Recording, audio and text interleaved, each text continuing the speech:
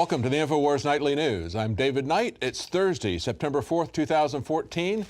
Now, it's hard to believe that after decades of looking at Vietnam, what we've learned about that, what we've learned about the Gulf of Tonkin incident, that we would not only learn nothing from those experiences, from those revelations, that we would repeat them today, and not only repeat them, but times 4. Look at this headline from the story on INFOWARS.com. U.S. boots in Iraq, in the Baltics, in Syria, and troops in the Ukraine. Yes, it's been a busy week for U.S. military planners.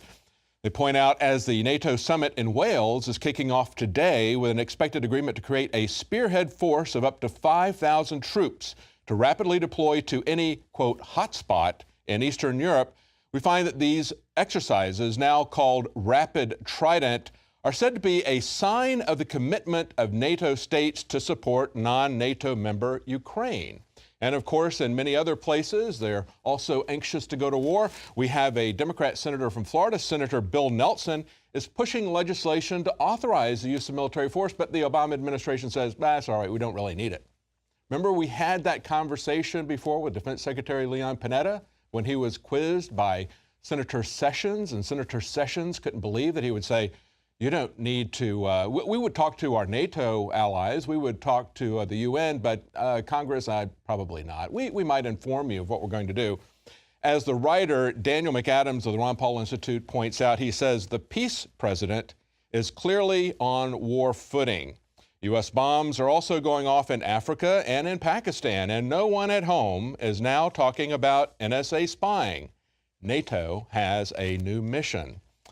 Well, let's hope that the new mission does not blow up in their faces, this exercise right at the Russian border. Doesn't blow up in their faces like their sanctions have. Look at this article from the New American.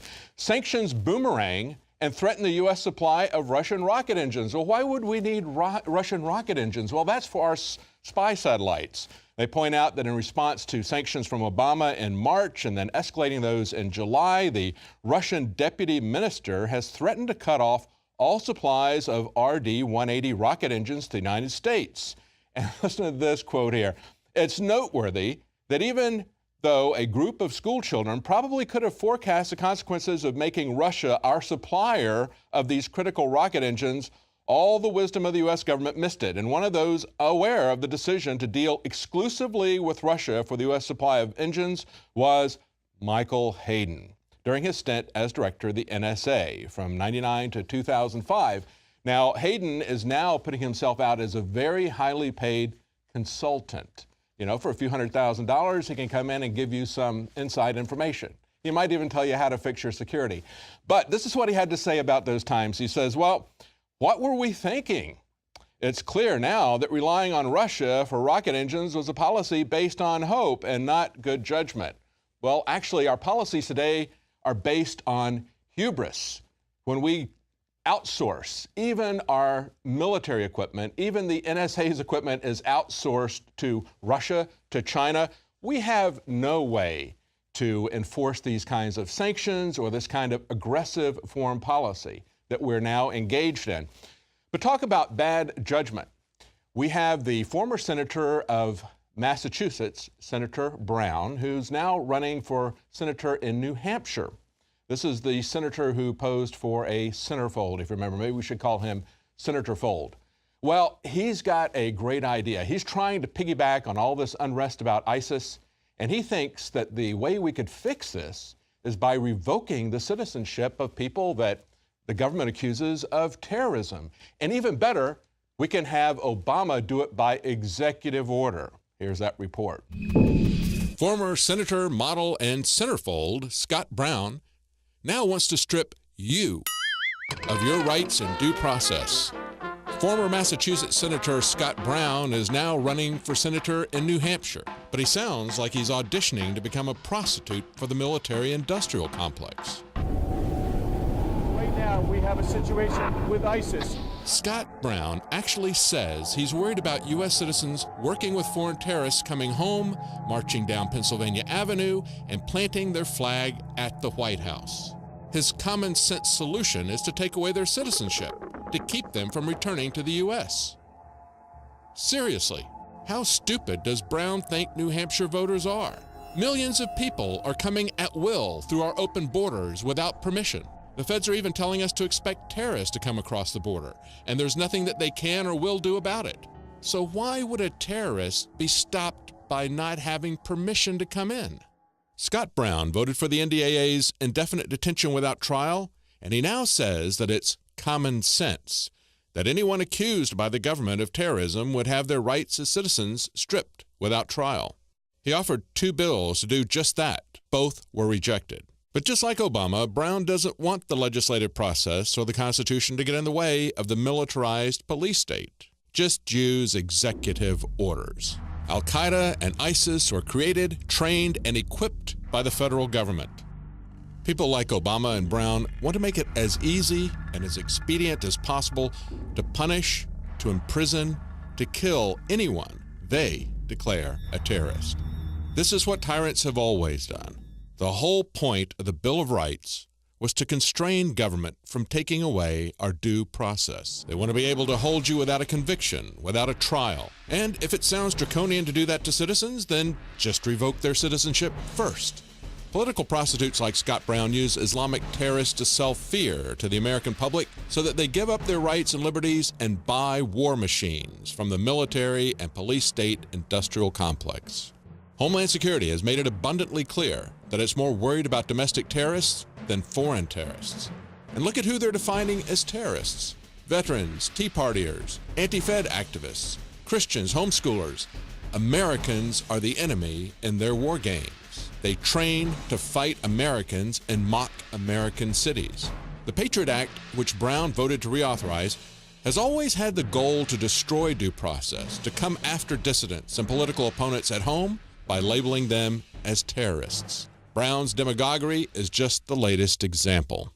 If you're going to revoke the citizenship of people who are working with terrorists, then why not revoke the citizenship of the CIA or the military advisors who train and equip terrorist groups like ISIS, like Al-Qaeda? Why not revoke the citizenship of Senator McCain, who met with Islamic terrorists and who met with Nazi terrorists in Ukraine? Meeting in the White House over 2 years ago, everyone in the national security team recommended arming ISIS. You agree that we have recent experience where until we understood how the country would continue to govern and that institutions of governance wouldn't fail, that actually situations can be made worse by the introduction of military force? Actually, General Dempsey, you and I went through this in 2006. Maybe we could keep political whores like Scott Brown out of the Senate. Well, it's not just people like Scott Brown who are trying to use to their advantage the unrest in the Middle East. We have an article on INFOWARS.com that really underscores the absurdity of our involvement over there, the fiction of, quote, fighting the Islamic State, unquote. An entity created and financed by the U.S. and Saudi Arabia. And he points out that the U.S. is taking advantage of the incontestable threat posed by the brutal, quote, IS combatants in order to polish their damaged image in the Middle East and simultaneously try to underline that their further military presence in the region is indispensable. That's right. They need to have us there, don't they? We are the ones who have to solve all of these problems no matter how bad they are. And yet he points out that we actually created them.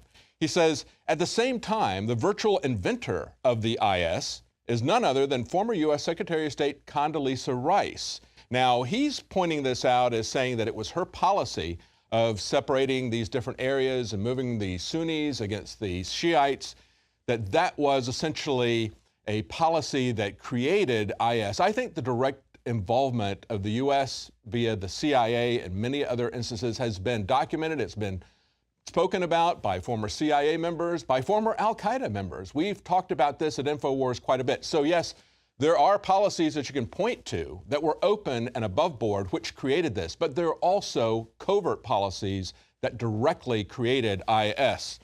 Now, he also points out that Secretary of the Saudi National Security Council at the same time, the infamous, he points out, Prince Bandar bin Sultan, set to work after Condoleezza Rice set these policies in place.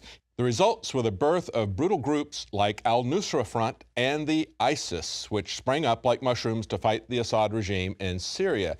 Now, of course, Prince Bandar had very heavy ties to the CIA, to the Bush family. He bragged about how he, the Saudis, and the CIA had essentially created the Mujahideen and Osama bin Laden.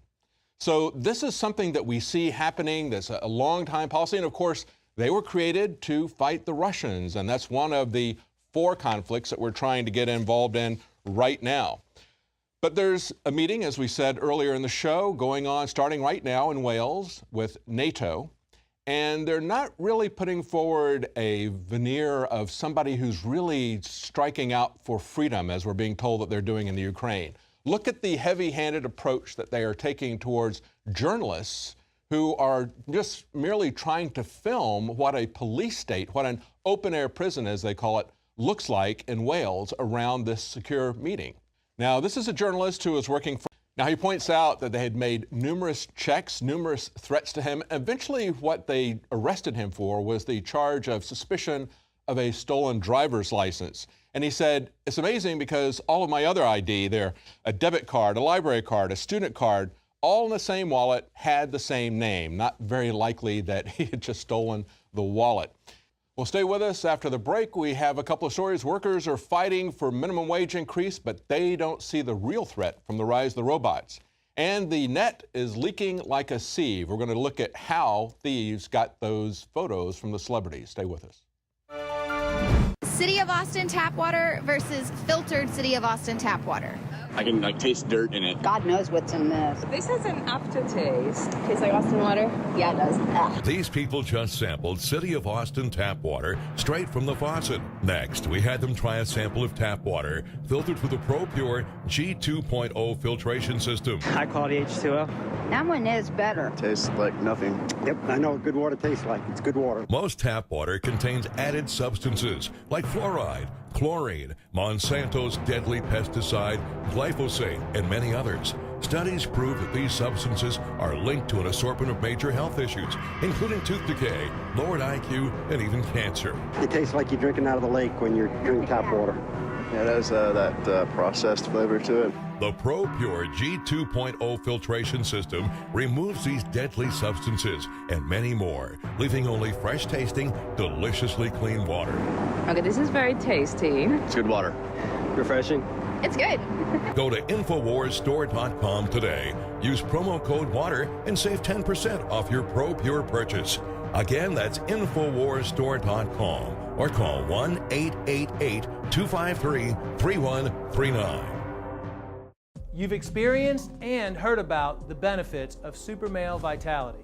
Now, the new formula has arrived. Introducing the new Super Female Vitality. I have specifically designed this formula to help the body naturally regulate itself without the use of artificial hormones. Key ingredients chosen from the highest quality sources. Secure your Super Female Vitality today from our limited stock at InfoWarsLife.com.